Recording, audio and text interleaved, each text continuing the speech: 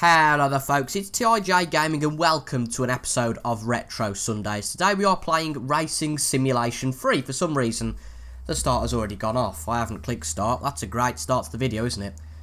Well, unless the game's crashed, I don't quite know what's going on here. But nonetheless, this is a little bit of an intriguing one. One I've done more of intrigue than anything else because I found this one in the cupboard. Again, it's a racing game as suggested by the title. It's meant to be a simulation game, but I haven't really seen any other videos of it on YouTube, so I thought, yeah, let's play this. I've played a few of the older F1 games on the channel in the Retro Sunday series, but we haven't played anything like this. And obviously this is an unlicensed game created by Ubi Soft, released in 2003.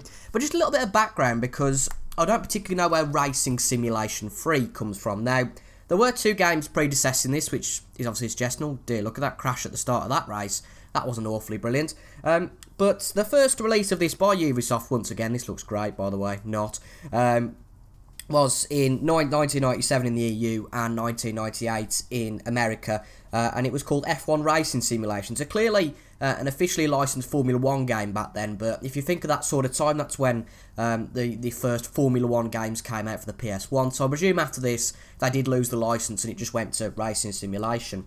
The year afterwards, or a few years afterwards even, it was 1998, this came out again, Racing Simulation 2. It was released in 1998, and it was re-released in 2002. It's sort of loosely linked to F1, but obviously they haven't got the licenses for that. So that was released on Windows. The original PlayStation as well, this was released on. I didn't say about the first one, just released on Microsoft Windows. The second one was released on Windows, Dreamcast, the N64 and the PlayStation. So the consoles of the time, really. And then, of course, this game was released in 2002, probably after the re-release of Racing Simulation 2, just to try and promote that a little bit. So whether this is kind of like a bodge job of Race Simulation 2, I'm not really sure. I haven't watched any content of that, so I'm not particularly sure.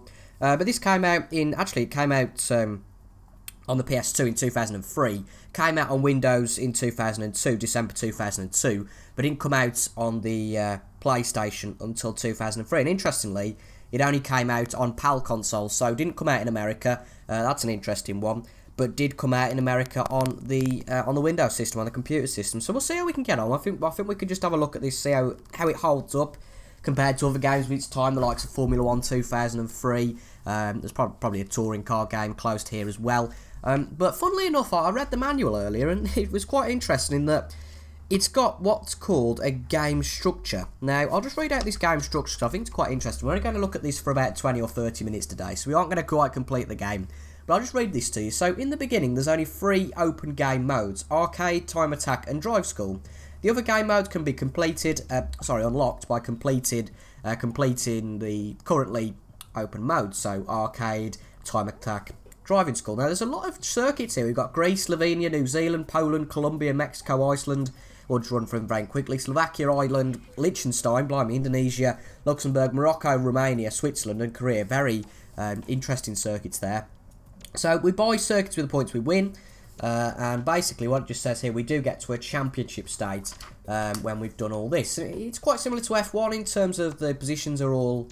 the positions give you the same amount of points, but I think without any further ado, we're just going to get into it. Now, it was created by Ubisoft, again, quite a well-known company. Just seeing if there's anything that we need to talk about here. I wonder if it was a game that had many developers. So I am worrying whether it's not going to be the best game, looking at that introduction there. But it does feel a little bit, and I don't want to be offensive here, it feels a little bit PS1-like. So I do wonder whether it is sort of a reboot or a rejob of, or a kind of not a remastered version, but a remade version of Racing Simulation 2. I'm not particularly sure, but you can let me know in the comments if you've seen any Racing Simulation 2 stuff before. But we may as well start in the arcade. That's the first one. Now, there's some different cars. We've got the Evolution car, the Galileo, the Elite. I mean, these are pretty much based off Formula 1 cars. You can tell that's sort of like a Stewart or McLaren. That's quite like a Jordan. That's definitely a Benetton, as far as I'm concerned. Ooh, I don't know what that looks like. No, I mean, the few of these aren't based off F1 cars, I can tell. That's like a Jaguar, isn't it, actually? That's sort of like a Minardi of its time. That, again, is quite similar to the Benetton. Arrows, I suppose. Maybe Sauber. Again, these are quite loose links, but of course, they have to be careful with licensing and all that sort of stuff. But I do like the Benetton looking car, so we're going to go with that one. We either go with Hans Fieldman or James Tonelli. Now, whether these are real people, I doubt it, but I don't know. But we'll go with the German, Hans Fieldman, card number 5. Now, there are only 1, 2, 3, 4, 5, 6, 7 circuits available. Even though I think it's only the 3 of them available, because the other 4 have been greyed out. So we're going to start in Slovenia. I'm interested by this. Automatic transition, yeah. And it's the same. It's the same setup as all games at this time, really. It's the X to accelerate and square to decelerate or brake. But I'm interested in what this looks like, how it holds up. I mean, at the time we had games like Formula 1 2003.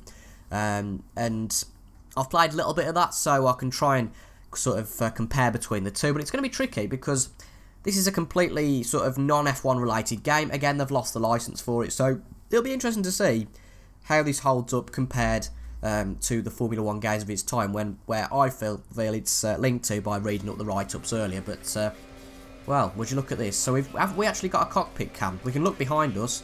It might have been better. Oh, God, look at this. Well, would you look at this? Oh! Well, that's a brilliant start. Well, it was a good start, to be fair, but, I mean, look at this. Look at this. This is embarrassing, honestly.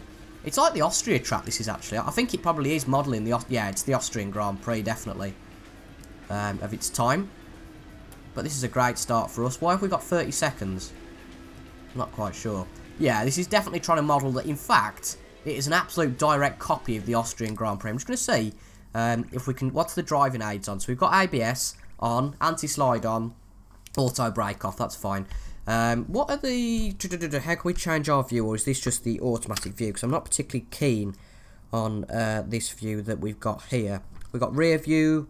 Is this just the only view? It'd be a real shame if it is. I think it might be, though. It doesn't say anything about how you can change your camera angle, which is a real shame. Again, no, that's the end of the English manual. So, control summary. Again, there's no suggestion of changing the view, so that's a bit upsetting. How do we get back from here though now? Oh god. Oh, there we go. Cool. I mean, this is a bit weird. I mean, it's for some reason the car's drifting to the right, whether that's because of the damage we've got or not. But this is awful. I mean, look at this, because we can't see anything up this hill. That wasn't clearly factored in when the game was made. But yeah, this is definitely the Austrian Grand Prix fundamentally. For some reason though, it's been set in Slovenia. But so we've got 1 second left. I'm not particularly sure what's up with that. What's happened there? Time is up for what? What have we got to do? Game over? Not particularly sure what's happened there. Let's try and restart this and see what happens. This is a bit confusing, to be honest. That's the problem of these older games. They're not really intuitive, to be honest. It's kind of, right, we'll throw you in, look at the manual, which probably tell us what's going on, really. I don't know whether we get... I mean, this is ridiculous. Look at this. They've just started way too slowly once again. And for some reason, we've only got 45 seconds. Let's read the manual. This is brilliant, isn't it? I mean, we're on our side. It just proves how crazy this is. So... Traditional arcade. Note that the game is over when you run out of time. Head for the 3 checkpoints on each track where extra time will be given. So... We've got to get to some form of... Oh, this is ridiculous. Right, let's start again. We've got to get to some sort of checkpoints, which I presume is on one of the straights. I'm not really sure, but this isn't going well so far. I have to say that we start particularly well, and you get the Egypts in front of us who just can't start at all. So we're going to be a little bit more... Well, I said a little bit more cautious on the start. I mean, the problem is you can't turn. The turning circle and the turning angle on these cars are quite poor. And from playing this, it is very much like... what I would imagine a PS1 game of its day, or even a sort of N64 of its day.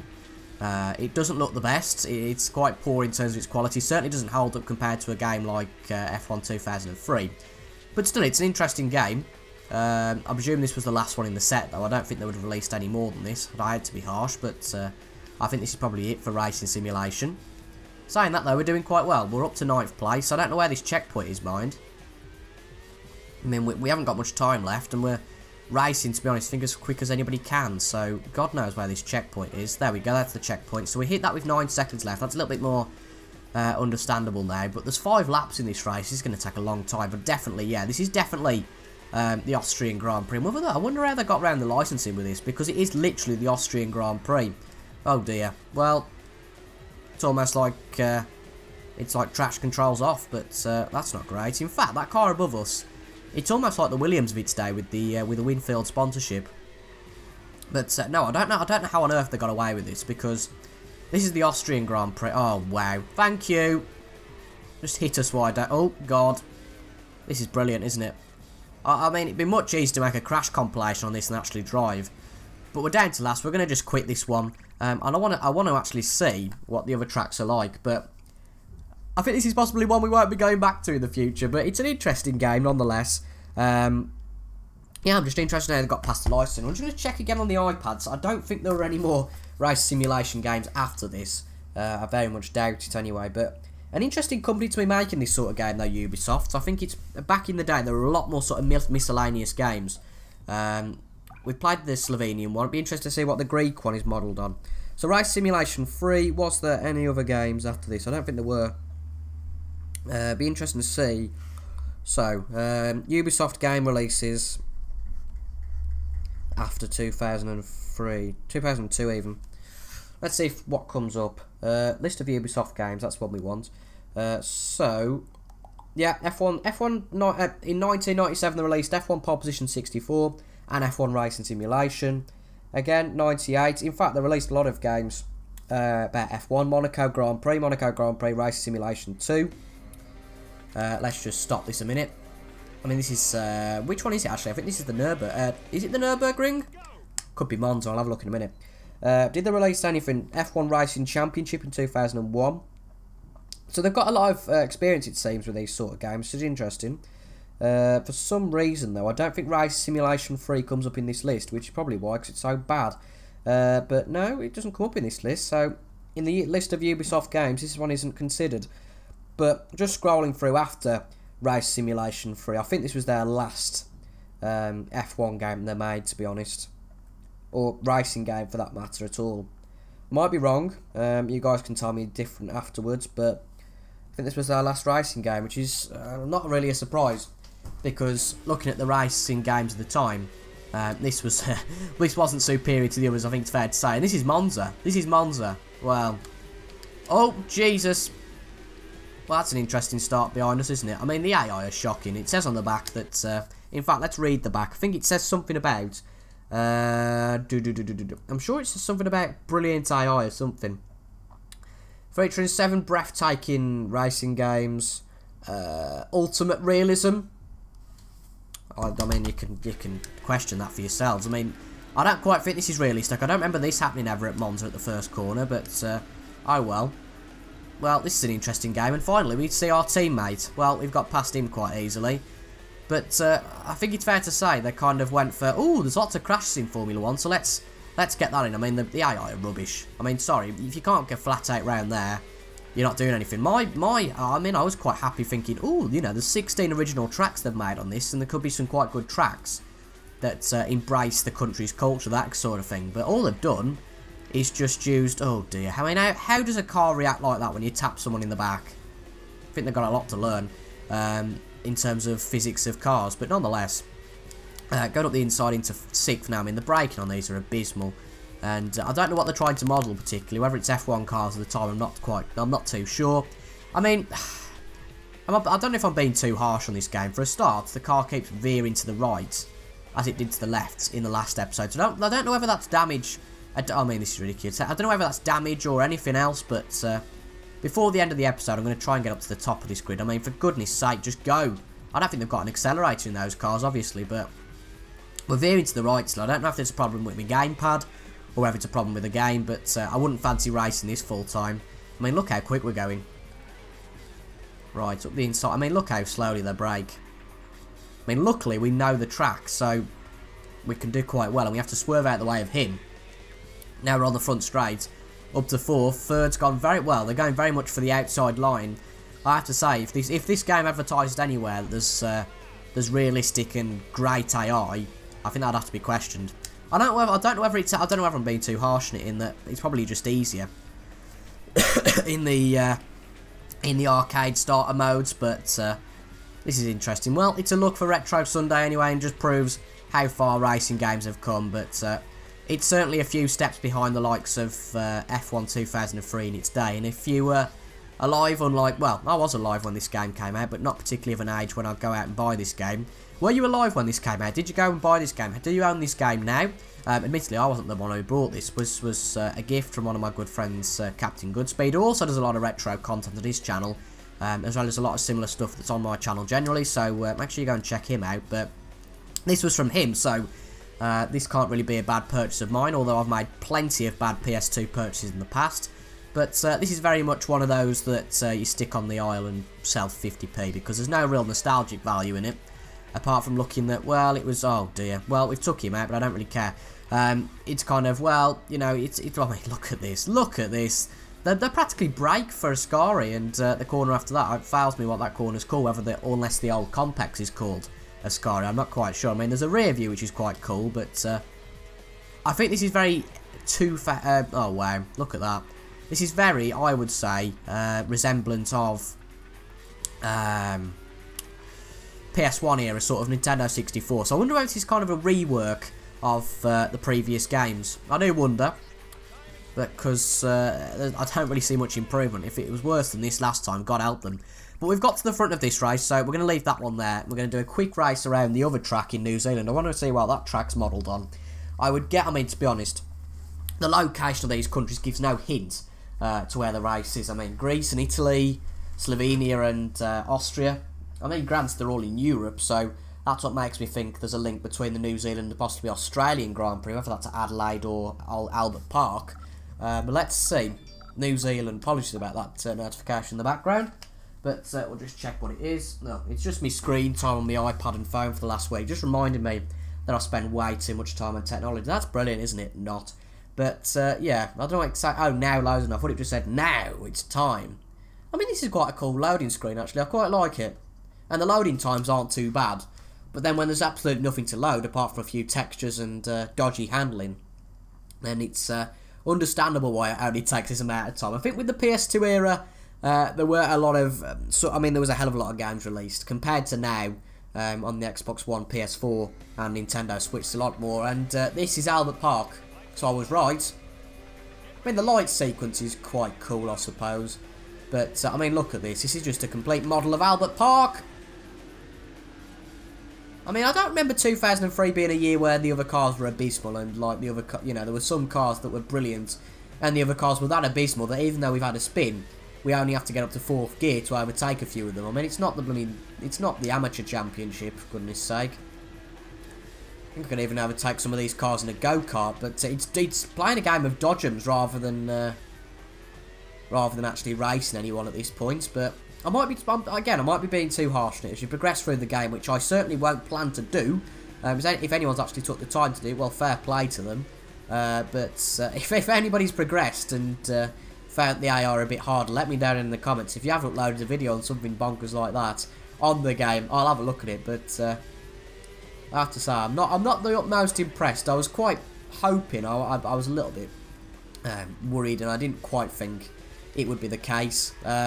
Reading up that this was a racing simulation game, I thought, well, the F1 games of this time were quoted as being a little bit too arcadey. Well, fair enough, this is the arcade mode of this game.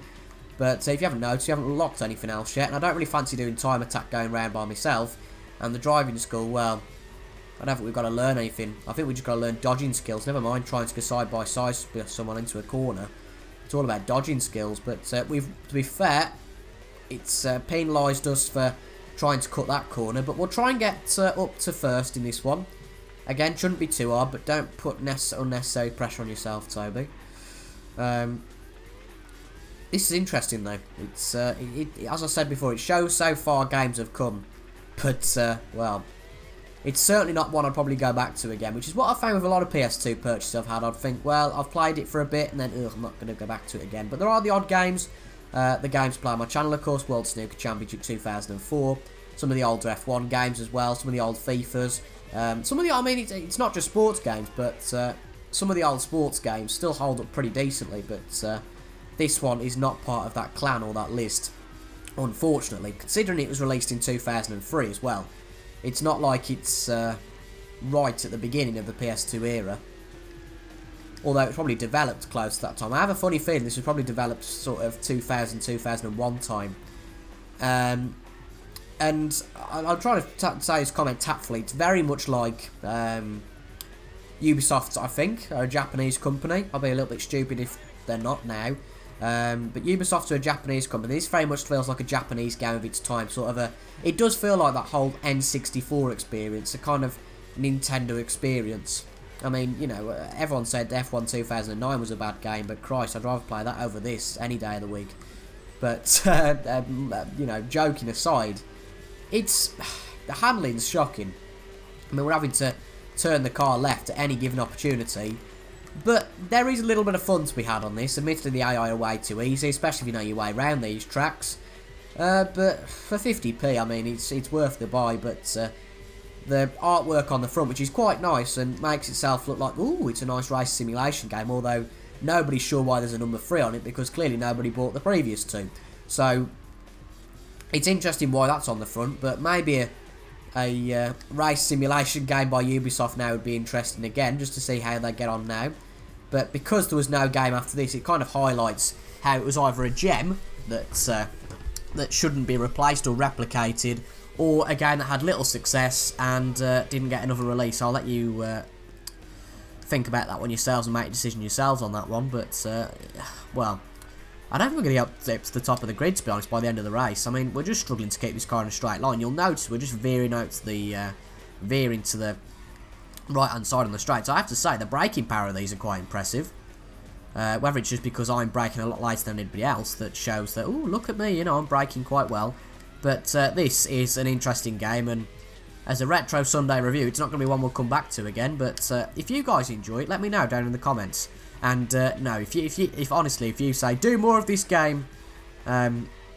I think this will be the first and last time I'll pick up this game. But before we finish, we're going to try and get up to the front of the field. Oh, we've tapped him there, but oh god, look at that, bit of dirty driving from him then. Taps on the front left. Admittedly, we probably tapped him rather than the other way around. But we're easily hitting these checkpoints here, so there's no real risk of going, oh, you know, we haven't really got much time. But we cut that corner, get past him. Of course, no penalty system in these games. I can very much guarantee you could smash into someone and not get a penalty for it. I don't particularly know what this mini-map is on the top left. I mean, does it actually show anything? It just shows, like, literally a good 10 feet on the circuit, which you can see on you can see a lot more on this on this screen here. But, well, the mini-map didn't work. I think it's fair to say the game didn't work. Want to move up the inside, that was there. Can't try it up the inside of this last corner, I don't think. But, oh, no. Well, complacency comes in there. And we're going to try and come in the pits. Let's see if this... I mean, of course, I forgot about this back in the day. I mean, can you just come through the pit? Wow. Look at that. You can just drive through the pits. You could just... Oh, dear. Well, talk about an arcade game. I don't think there's any rules at all. Right, given there's no corner cutting rules, we may as well just try and... oh, wow. Keeping up to the inside, why don't you? But seeing as there's no corner cutting rules, we may as well just cut every corner and try and get up to the front. Bit of cheating involved, but, you know, it's not going to be penalised, so why not? Back up to third, though. That's first up there. Again, up to second. No! Well, I think we could do this all day and not get back up to that position. And we're in the wall. And that's, I think, where this game ought to end up, with the metaphorical wall being the bin. But if you guys have enjoyed that nonetheless, make sure to leave a like down below. Comment if you enjoyed as well, and subscribe for Retro Sunday content every week on the channel. And if you click on the end screen notification at the end of this video, on the playlist, you'll see there's plenty of other Retro Sunday episodes for you guys to enjoy. And if any of those games, there's a real variation in games in that playlist. If any of them tickle your fancy, make sure to go and give them a watch as well. But I've been TIJ Gaming. Thank you very much for watching, folks, and I'll see you guys next week for another Retro Sunday. Remember, if you've got any recommendations, not notifications, if you've got any recommendations, leave them down in the comments. But until next time, thank you for watching, and I'll see you guys later. Goodbye.